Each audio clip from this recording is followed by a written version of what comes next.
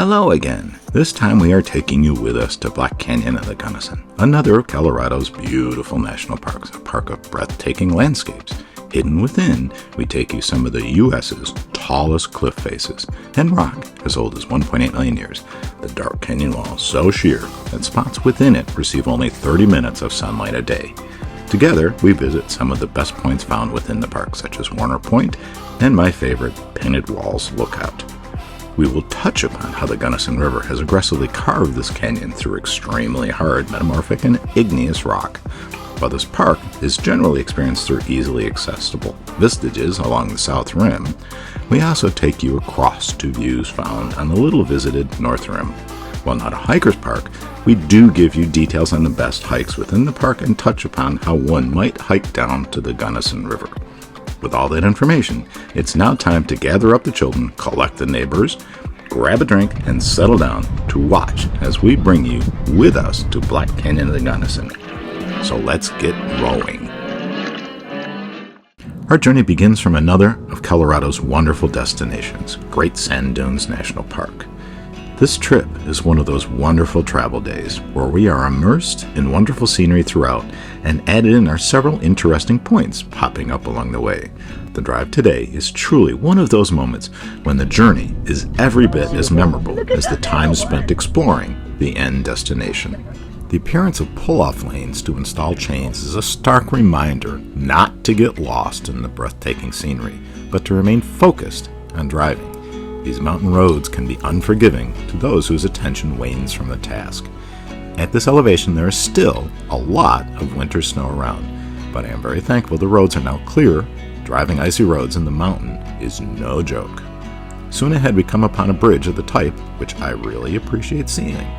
This special bridge does not carry car traffic or trains or even people across its span. It is designed to allow the local wildlife to pass over the road, arriving at the other side without having to risk being struck by a motorist.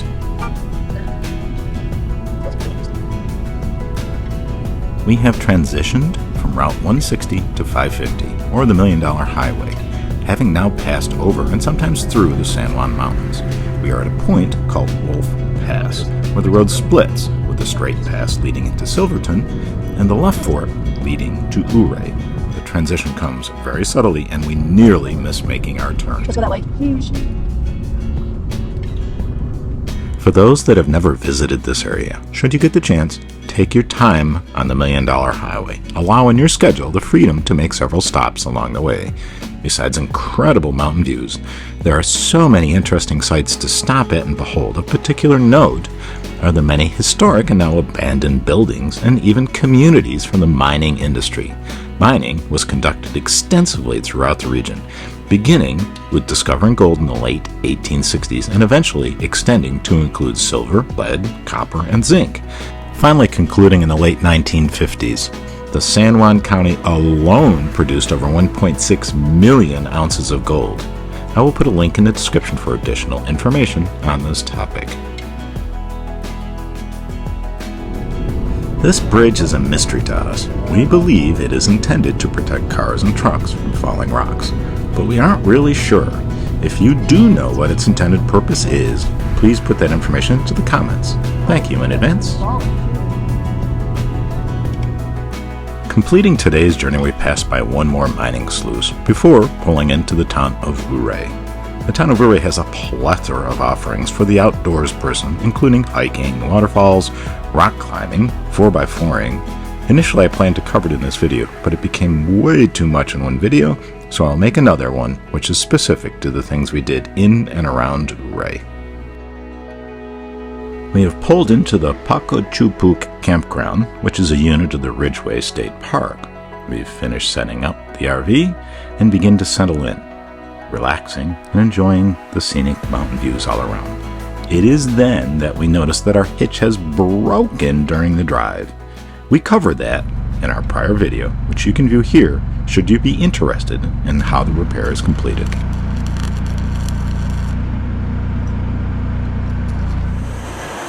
Hold on, the preamble's over. It's time to head to the park.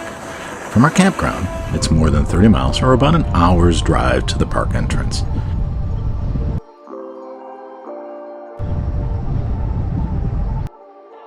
The Gunnison River is about 48 miles in length. The park encompasses about 14 miles of the river. All locations designated as national parks are uniquely special in very specific ways. This canyon was designated for protection due to its combination of being extremely deep and very narrow. The canyon is as narrow as 1,000 feet across and as little as 40 feet across at the riverbed. The steepness is such that portions of the canyon receive only 30 minutes of light a day. This in turn results in the dark appearance of the canyon walls and hence the name Black Canyon.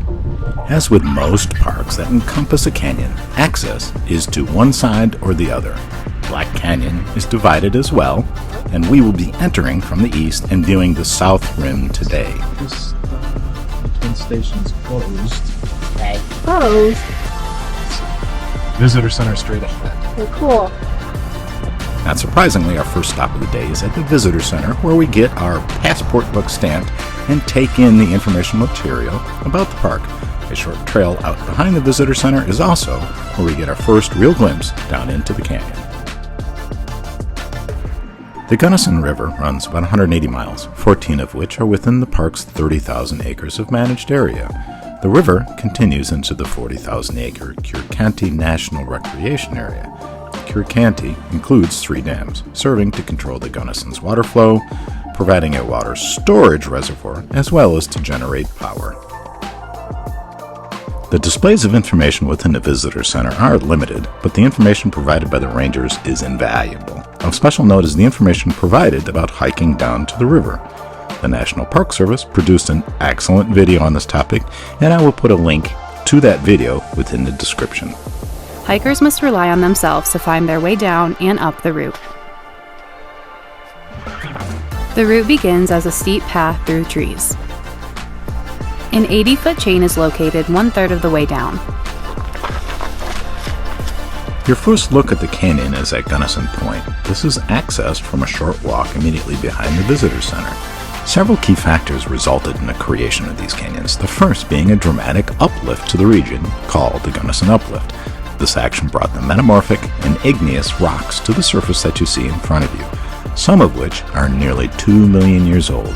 Take special note of the beautiful light-colored vertical streaks seen within the darker rock. This unique occurrence happened long ago deep within the earth. It is the result of cooling magma under very high pressure being extruded into cracks within the gneiss, a very dense metamorphic rock. The lighter material is called igneous pegmite. It is seen within the Black Canyon at only 2 other locations, although they are much more dramatic in nature.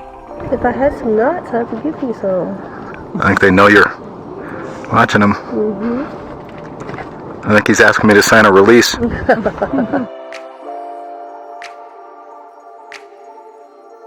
While the lichen on the rock above these guys is amazing, I don't think they really care about the amazing geology found here.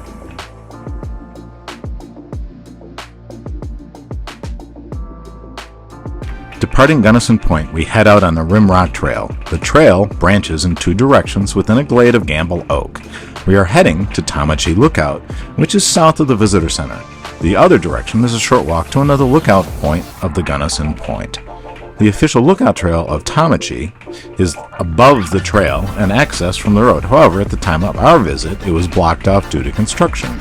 Normally, the Tomichi is a stop which precedes the Visitor Center. Tomichi is a wonderful lookout point, although the canyon is wider and not as dramatic in that regard. The landscape behind it is receding and the views up the canyon are amazing. This is also a starting point for one of the routes which leads down to the river.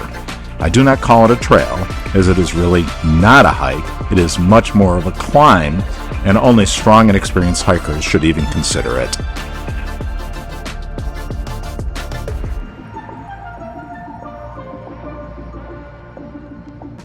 I have attempted to discover where the Tomichi name came from and why this point is called Tomichi Point, but I have been unable to find that information. If you do know, can you please provide that information within the comments below? Thank you. From Tomichi, we hike the half-mile back to the truck in the visitors' parking lot to begin the drive deeper into the park. There are several outlook stops along the way, such as Pulpet Rock, Devil's View, and Chase View, all of which are normally very nice viewpoints. However, we had rain falling on us and the imagery we captured was suboptimal to say the least. I do recommend checking out Pulpit View should you visit the park. The views of the canyon from here are unique and impressive. Instead, I'm going to two of my three favorite spots within the park. This is Painted Wall and Dragon Point.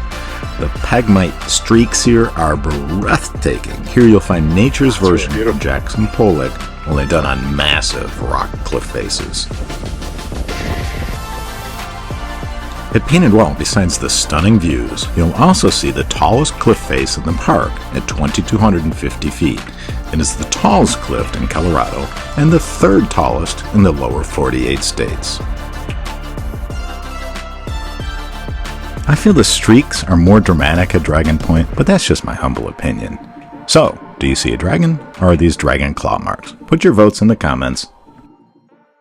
Sunset Point was another spot where the rain was obscuring our views. However, I did include it as it is the best view due west into the canyon, hence why it is the preferred location at sunset. Looking down at the Gunnison River, you consistently see rapids throughout the canyon. The average descent to the river within the canyon is around 43 feet per mile, and as much as an astonishing 240 feet per mile at Chasm View. In comparison, the Colorado River that created the Grand Canyon falls at a rate of about 7.5 feet per mile. Within this violent rush of water, the canyon was created and continues to this day at a rate of about 1 inch deeper per century. In between the flows you see today and the Gunnison Uplift, a few key events occurred to create these canyons. Following the Gunnison Uplift, a depression was formed and within it a great lake whose outflows haphazardly flowed outward across the Black Canyon region. About 30 million years later, several major volcanoes erupted in the region, within which the deposited outflows produced an organized flow pattern of water across the Black Canyon region.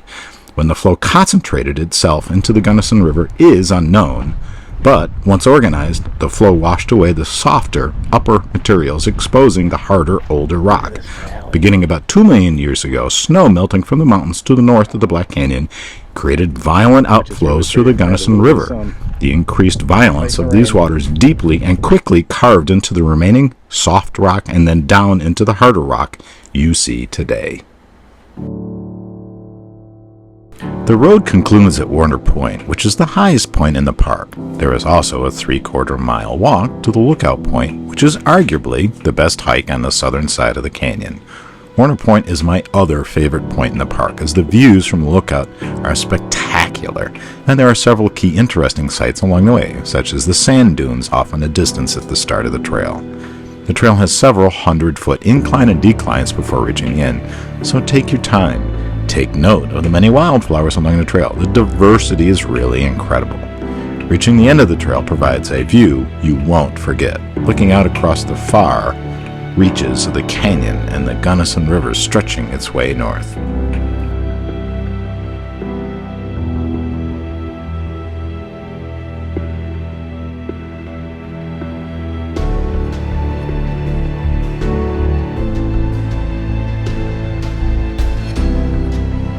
You do not visit both sides of the canyon within the same day. There is a 3.5-hour drive between the two.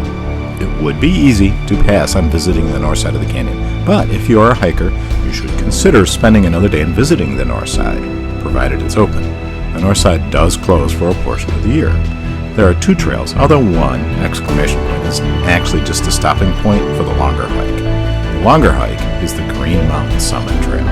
It could take most of the day to complete, but you just don't find this level of solitude very often today, and the views of the north side of the canyon improve as you get higher up. We also saw lots of wildlife on this side of the canyon.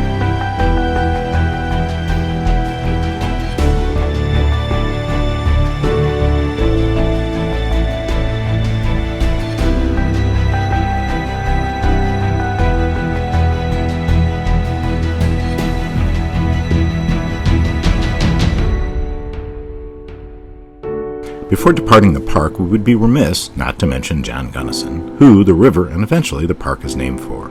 He was charged by the Pacific Railroad in 1853 to discover a way to run the railroad through the canyon. Upon exploring here, he determined that it would be impossible to build a railroad through the canyon. After departing the canyon, but still within the area, he was killed by the local Ute population. The river was subsequently named after him. For you fellow RVers out there, we wanted to share a little bit more information because I'm sure you are wondering about it. The campsites are near the entrance. There are 3 loops, and they are primitive sites. Watch as we take a quick ride through some.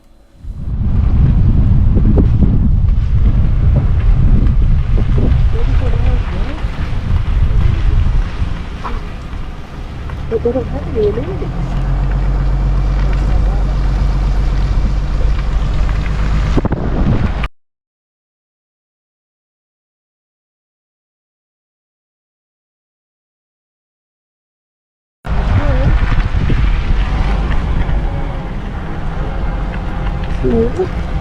Tent.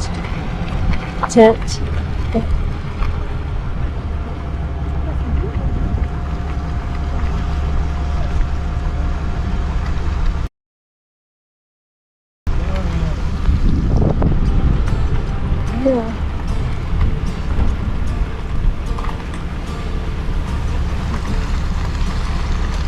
No one indeed.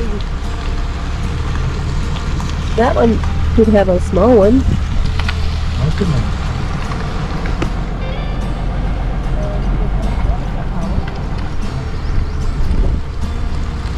And this one has power.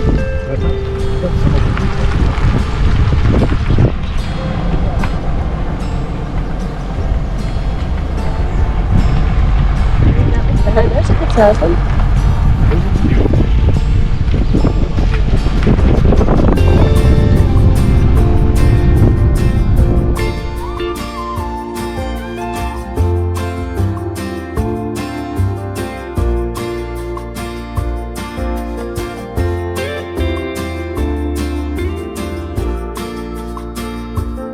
Thank you for watching our video. We very much appreciate you taking your time to join us on our travels. Please join us for our next video where we take you to Ouray and the Ice Park Trail. We also show you the wonderful campsites at the Ridgeway State Park.